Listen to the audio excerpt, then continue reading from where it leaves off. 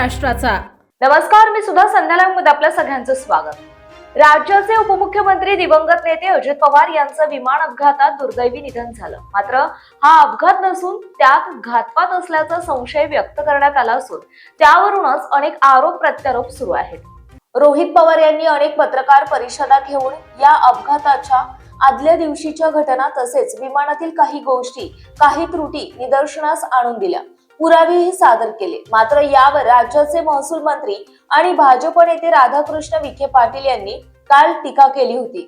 रोहित पवार अपघाताचे राजकारण करत असून लोकांचा बुद्धिभेद करत आहेत अशा शब्दांमध्ये त्यांनी रोहित पवारांवर टीकास्त्र सोडलं होतं। त्यांच्या या टीकेवर रोहित पवार यांनी सडेतोड प्रत्युत्तर दिलंय।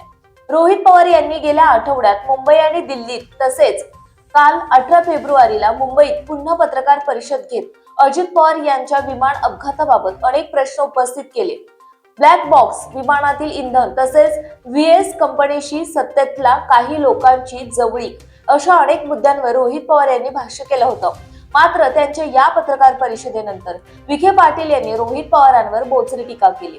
काही लोक दुःखात आधार देण्याऐवजी लोकांचा बुद्धिभेद करण्याचा प्रयत्न करत आहेत।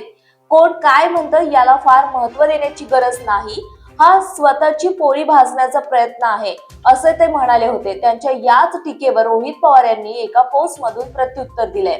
ज्येष्ठ नेते विखे पाटील साहेब यांनी केलेलं विधान अत्यंत क्लेशदायक, आश्चर्यकारक आणि बेजबाबदार आहे।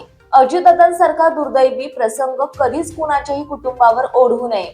वेदना काय असते ती ज्याचं जळतं त्यालाच कळतं।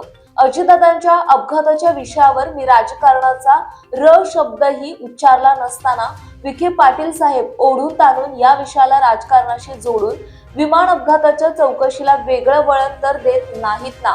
काठावर बसून त्यांना आमच्या दुःखाची धग कळणार नाही, त्यामुळं त्यांनी किमान या विषयाला वेगळे फाटे तरी फोडू नयेत अशी माझी त्यांना विनंती आहे, असं रोहित पवार यांनी पोस्ट मध्ये म्हटलं आहे।